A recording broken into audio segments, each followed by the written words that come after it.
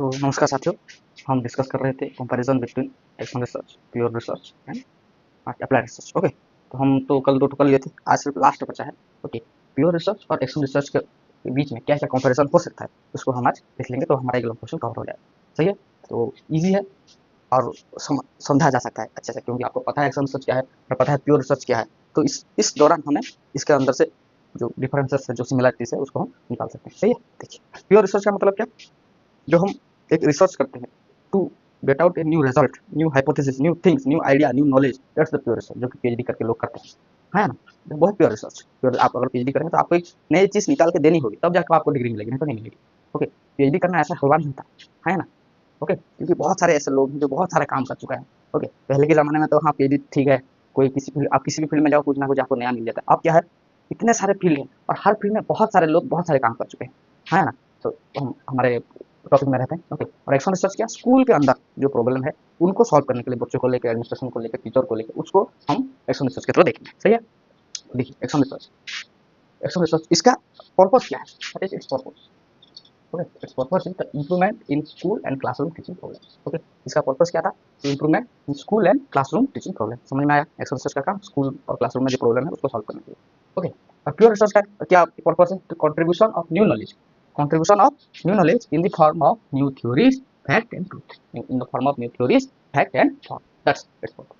सही है, समझ में आया। ओके, तो फिर एक्शन रिसर्च को इन्वेस्टिगेट कौन करता है, इन्वेस्टिगेशन लिखता है। ओके, एक्शन रिसर्च को इन्वेस्टिगेशन कौन करता है। ओके, कोई मंत्री आएंगे क्या, कोई नासा से कोई वैज्ञानिक आएंगे क्या स्कूल में कौन सा प्रॉब्लम हो रहा है बच्चे करने के लिए, नहीं। जो स्कूल के प्रिंसिपल है, जो टीचर है, जो काम कर रहे हैं, है ना, वो सब। ओके, तो person in the job, okay, जो वहाँ पे काम कर रहे हैं, the person in the job, that is teacher हो सकते हैं, प्रिंसिपल होता है, हो सकते हैं इंस्पेक्टर जो इंस्पेक्शन करने के लिए आते हैं वो हो सकते हैं, एडमिनिस्ट्रेशन हो सकता है, आर द इन्वेस्टिगेटर। ओके, समझ में आया। एक्सप्रेशन में इन्वेस्टिगेशन कौन कर सकते हैं, प्रिंसिपल, टीचर्स, एडमिनिस्ट्रेशन में जो लोग काम कर रहे हैं वो सब, है ना। दूसरा, इसमें इन्वेस्टिगेशन कौन कर सकता है, ओके, वही कर सकते हैं जो इस फील्ड में स्पेशलाइज्ड किए कर सकते हैं। ओके, ऐसे आपको मास्टर करनी होगी उस फील्ड में, तब जाके आप एक प्योर रिसर्च में जा सकते हैं। आपका कहते हैं ना, आप अगर पोस्ट ग्रेजुएशन करेंगे तो आपका स्पेशलाइजेशन पेपर अलग से रहता है। ओके, और जब आप पीएचडी में कहीं एनरोल करने जाएंगे तो आपको पूछा जाएगा इंटरव्यू में सवाल कि आपका स्पेशलाइजेशन का पेपर क्या था। ओके, अगर आप रिसर्च करने से पहले, पीएचडी करने से पहले अगर आपका अच्छे अच्छे कुछ जर्नल्स, कुछ आर्टिकल्स अगर पब्लिकेशन हो गए तो माशाल्लाह। ओके, छोड़िए बात करते हैं। The investigator should have specialization in that field. Okay, और दूसरा, investigator must be directly associated with the problem। आप टीचर हैं, आप स्कूल गए, आप directly associated with that problem. Okay, and here investigation may or may not be directly associated with the problem. ये नहीं हो सकता कि वो उस प्रॉब्लम से फेस किया हो, लेकिन उसने उस सॉल्यूशन, जैसे मैं आपको बताऊं, हार्वर्ड जनरल, मैं इस शायद एग्जांपल गलत हो लेकिन समझ सकते हैं। हार्वर्ड जनरल को बॉक्स डिजीज नहीं थी। Okay, he does not face that problem, but he was working on that and find out A solution. Okay, a research to help other people। Okay, so it may or may not be directly associated with that problem। सही है। Next, the former problem is very narrow. Okay, it is the local and practical problem। It is the local and practical problem। Okay, ये problem कैसा होता है यहाँ पे? Problem कैसा होता है? The problem is very narrow and it is local and practical problem। Okay, next, here which types of problem are found in case of pure research? In case of pure research, the problem is related to broad field। Okay, यहाँ पे narrow, यहाँ पे broad, in the education and maybe universal। Okay, तो ये easy point है, जल्दी लिखिए फिर हम आगे बढ़ेंगे। आगे जो इनके भीतर कंपैरिजन होंगे उन सबको लिखेंगे। ठीक है, देखिए फिर बात करते हैं हाइपोथेसिस। ओके, रिसर्च मतलब आपको कोई ना कोई हाइपोथेसिस लेना है, उसी हाइपोथेसिस को प्रूव करना है ना, ऐसा होता है ना। अगर आप इकोनॉमिक्स से रिलेटेड हैं तो बहुत सारे टेस्ट किए जाते हैं, है ना, डाटा एनालिसिस में, है ना, कोई ना कोई आपको हाइपोथेसिस लेना होता है, according to your hypothesis, if it is wrong or sorry if the hypothesis is accepted or rejected, आपको कैलकुलेट करना होता है। उसके बारे में छोड़ देते हैं, हम हमारे एक्शन रिसर्च और प्योर रिसर्च को और ध्यान देते हैं। The action of the hypothesis are formulated on the basis of cause of the problem. Action जो हम स्कूल के लिए कर रहे हैं, तो this hypothesis is formulated on the basis of the cause of the problem। Okay, one hypothesis is tested through one design of method। Okay, एक hypothesis एक डिजाइन के लिए हम चूज कर सकते हैं, हम टेस्ट कर सकते हैं। और दूसरा प्योर रिसर्च में क्या होगा, hypotheses are formulated on the basis of some rationality।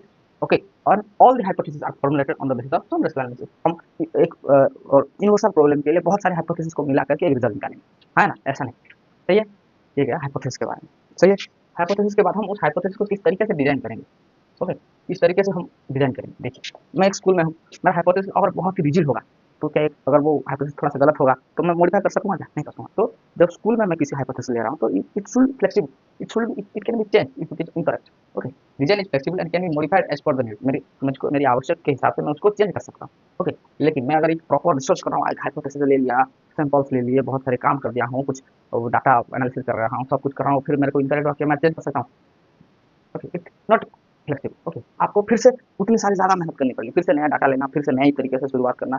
तो आप जो पीएचडी 5 साल में, वो आपका 10 साल हो जाएगा, है ना? So the design is rigid and can not be changed. Okay, pure resource में जो डिज़ाइन होता है, वो it can not be changed. Okay, तो इसका सैंपल कौन-कौन होता है? सैंपलिंग। ओके, आप एक्शन रिसर्च कर रहे हैं, तो स्कूल में कर रहे हैं, तो आपका सैंपल कौन होंगे? क्लास और स्कूल के बच्चे। The student of the class and school are the sample of the action research. The student of the class or school are the sample of the action research. दूसरा, the true representative sample, इसमें क्या होगा? The true representative sample is selected by using appropriate techniques of sampling from the population. Okay, हम ऐसा नहीं कर सकते, हम एक पॉपुलेशन को जाएंगे, उनके थ्रू जो जो हमको सैंपलिंग चाहिए, उसको जो एप्रोप्रिएट हम चाहिए, उसको हमको निकालना पड़ेगा। ओके, एक्शन रिसर्च में स्कूल के बच्चे और क्या, सही है? लिखो जल्दी।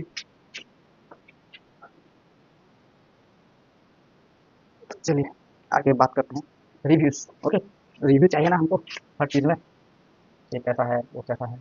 ओके, रिव्यू के बारे में आपको बताने से पहले मैं आपको बता दूं, जब आप अपना पीएचडी अगर कर रहे हैं, अगर कर लिए, ओके, तो आपको पीएचडी के आप जब आप ग्रेजुएशन कंप्लीट किए होंगे ना, तो आपको लास्ट सेमेस्टर में या फिर लास्ट ईयर में एक प्रोजेक्ट सबमिट करना होता है ना? तो मतलब क्या है? ओके, तो उसमें जो आप प्रोजेक्ट बनाते हैं, आपको एक रिव्यू ऑफ लिटरेचर लिखना पड़ता है। What is that? It's the sum of your research. Okay, आप क्या क्या किए हैं, किस तरीके से किए हैं, ओके, किस किस चीज़ों से रिफर, वो सात चीज़ों को मिला के आपका जो कंटेंट होता है, that's your review of literature. Okay, जो आपने लिखा है, जो आपने एनालिसिस किया है, जो आपने प्रोजेक्ट किया है, जो आपने इतने मेहनत की, उस सब का साथ आपका रिव्यू ऑफ लिटरेचर होता है ना? देखिए, जब मैं एक्शन रिसर्च कर रहा हूँ, इन स्कूल में हूँ, तो वहाँ पे उसका उतना ज़्यादा महत्व नहीं होता है। ओके, यहाँ तुमने लिखा है no need for thorough and intensive review. थोड़ा मतलब रिव्यू किया जाता है, लेकिन इतना डीप में नहीं किया जाता जितना कि हम प्योर रिसर्च में करेंगे, है ना? प्योर रिसर्च में तो आप एक पैनल, एक बोर्ड मेंबर बैठेंगे, जो जिसमें आपको, अगर आपको पीएचडी अवार्ड दिया जाता है, तो आपको बहुत सारी एक इंटरव्यू लिया जाएगा, आपके डाटा सब सब कुछ आपसे पूछेंगे, किस तरीके से आपने ये 3 साल मेहनत की, कहाँ कहाँ से कलेक्शन किया, क्या ये सही है, क्या कहीं से आपने चुरा के इसको लिखा है, कहीं कॉपी पेस्ट तो नहीं हुआ है, हम ये सब देखते हैं। ओके, ठीक है। An exhaustive and thorough review of literature is done to have thorough understanding of the accumulated knowledge। जो जिस ज्ञान को आपने निकाला है, ओके, खंगाला है, ओके, उसमें आपका नॉलेज कितना है, that's for that reason an exhaustive and thorough review of literature is done. समझ में आया? रिव्यू समझ में आया? ओके, दूसरा, analysis of data. Okay, analysis of data, हम डाटा कैसे एनालिसिस करेंगे? देखिए, ये जो हम अपने स्कूल में हो, मैं एक टीचर हूँ, तो मैं अपने बच्चों से कैसे डाटा कलेक्शन करना, कुछ उनको सवाल पूछा, कुछ उनका ऑब्जर्वेशन देख के, ओके, उनको जो टीचर मेड टेस्ट होता है उस तरीके से। Okay, observation and teacher made test are used for collecting data. Observation and teacher made test are used for collecting data, ये होता है, टीचर इस तरीके से करेंगे, या फिर समझ में आया?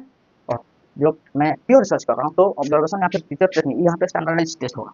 ओके, ओके, तो आपका यूनिवर्सल हम एक्सेप्टेड कर रहे हैं ना आपकी थ्योरी को, तो हमको तो स्टैंडर्डाइज टेस्ट चाहिए। Usually the standardize test are used for collecting data. Okay, जो आप पैरामीटर्स लेंगे, जो आपने डाटा कलेक्शन किया है, वो सब स्टैंडर्डाइज होना चाहिए। ओके, और क्या, इसका इवैल्यूएशन कैसे होगा?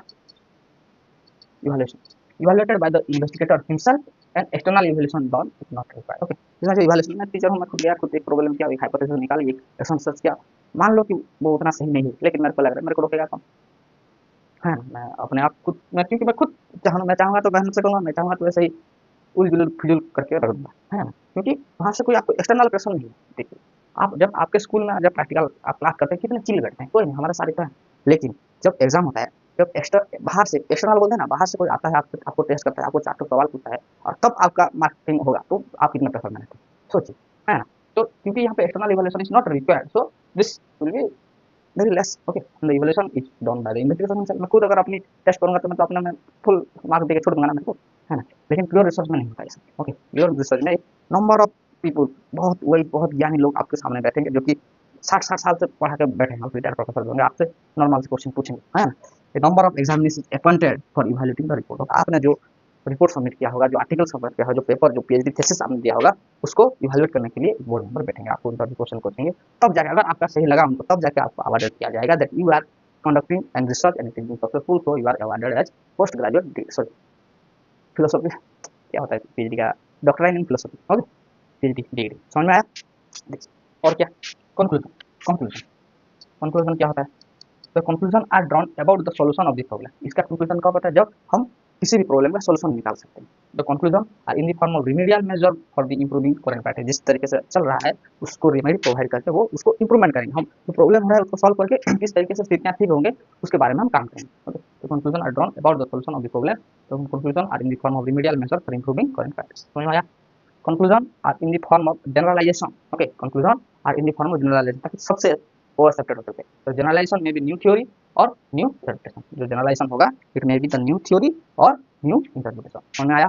इजी इजी है, ओके, अच्छे से लिखो जल्दी लिखिए, क्योंकि देखिए ये डिफिकल्ट नहीं है, अगर आप नोट नहीं बनाएंगे लिखेंगे नहीं तो ये आपको दिक्कत पैदा करेंगे। ओके ओके, देखते हैं फिर एक्शन रिसर्च। एक्शन रिसर्च का इंपॉर्टेंस क्या है? ओके, किस फील्ड में ये ज़्यादा इंपॉर्टेंस देता है एक्शन रिसर्च? तो major importance is to solve the local problem of the school and classroom teaching. Okay, इसका मेन मेजर इंपॉर्टेंस कहाँ पर होता है? For the solve local problem of school and classroom, school and classroom. For example अगर हम लेंगे problem with assignment, बच्चों को आप असाइनमेंट दे रहे हैं वो लिख के नहीं आ रहे हैं, है ना, बहुत सारी दिक्कत हो सकती है, उसके पास मन नहीं होता करने का, क्या कुछ होते हैं जो जानबूझ के करके नहीं आते, कुछ बोर होते हैं मैं क्यों करूँगा, कुछ अच्छे से बहाना बना के आते कि हमारे घर में ये हो गया वो हो गया वो हो गया, बहुत सारे प्रॉब्लम होते हैं। ओके, असाइनमेंट का डेट जिस दिन निकल रहा है उस दिन 50% देते हैं, 50% 5 दिन बाद लिखाते हैं सर ऐसा हो गया वैसा हो गया बोल के, है ना। पोर अटेंडेंस, बहुत सारी चीज़ें हो सकती हैं, खाने पीने को लेके, स्कूल का एनवायरनमेंट को लेके, बहुत ये सब चीज़ें। ओके, पोर अटेंडेंस, फेलिंग एरर, ये सब क्या क्लासरूम एनवायरनमेंट में है। ओके, मैं जो पोर अटेंडेंस की अगर मैं एक रिसर्च करूँ और एक हाइपोथेसिस लूँ कि बच्चों को जिसमें हम एक किया गया था ना, जो हम मिड डे मील दिया गया उससे पहले तो नहीं दिया जाता था, है ना, तो इसलिए बच्चों का पूरा अटेंडेंस हो रहा था। तो उसमें से एक सोल्यूशन ये था कि अगर हम बच्चों को 2 वक्त का खाना वहाँ पे दें, क्योंकि बहुत सारे ऐसे गरीब वर्ग के बच्चे हैं हमारी दुनिया में, अगर हम स्कूल में भूखे रहेंगे तो नहीं हो सकता। अगर आपको खाना देंगे तो वो खाना पढ़ाई को गोली मारो, खाने के तरीके से तो स्कूल में जाएंगे और कुछ ना कुछ सीखेंगे ना, वो चीज़ था। ओके, वो किया गया था, समझ में आया एकदम सिंपल। ओके, प्योर रिसर्च का इंपॉर्टेंस क्या है? The major importance is to answer to basic questions and contribute in the field of knowledge by solving the basic problem of the area। और एक बार फिर से पढ़ दे रहा हूँ, major importance is to answer the basic question and contribute in the field of knowledge. Okay, contribute in the field of knowledge by solving the basic problem of exam. बहुत सारी जो लैक ऑफ एजुकेशन पॉलिसीज हमारे हैं, किस तरीके से पढ़ाया जाए तब बच्चों को सारा गैदरिंग हम लैंग्वेज को ले सकते हैं। बहुत सारी committees commission are there to prepare the educational policy. Okay, बहुत अच्छे रिसर्च किए जा रहे हैं किस तरीके से हम बच्चे को पढ़ाएं तो उनको साइंस लर्निंग में इंटरेस्ट है, किस तरीके से हम बच्चों को पढ़ाएं ताकि मैथ से उनको डर ना लगे, ये सारी चीज़ें। ओके, तो फॉर एग्जाम्पल हम देखेंगे मतलब teaching skill are different in subject teacher. Okay, math teachers का कुछ अलग होता होगा, इंग्लिश टीचर्स का कुछ अलग होता होगा, है ना, ये सारी चीज़। Behaviour pattern of the effective teacher, एक इफेक्टिव टीचर का बिहेवियर कैसा होता है, दैट अगर मैं वहाँ मैं क्लास में जाऊँ ऐसे 3-4 बटन खोल के कीयरिंग ना करते हुए अरे भैया चलो क्लास करते हैं, तो बच्चे भी ऐसे बनेंगे, है ना। तो you have to be formal in your class, क्योंकि आपके बच्चे आपको रोल मॉडल की तरह देखते हैं, है ना।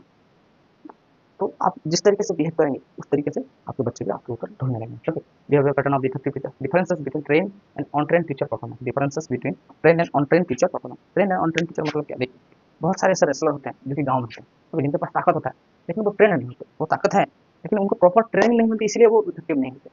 जितने भी आप क्रिकेटर देख रहे हैं आप मैक्सिमम टाइम उनके माता पिता उनको बचपन से उनको प्रैक्टिस उनको ट्रेन कर रहे हैं। विराट कोहली आज इतना अच्छा खेल रहा है कि उसको बचपन से वहाँ उस तरीके से ट्रेनिंग मिल, सचिन तेंदुलकर को भी चांस मिला ना, है ना। लेकिन बहुत सारे ऐसे मैं कहीं से तो सुन रहा था सचिन तेंदुलकर से भी अच्छा कोई खिलाड़ी था लेकिन वो खेले नहीं, उनको मौका नहीं मिला। ओके, इसका मतलब ये नहीं है कि ट्रेन और ऑन ट्रेन, ट्रेन और एक गाँव में लड़का है, ओके, तो ऑन ट्रेन।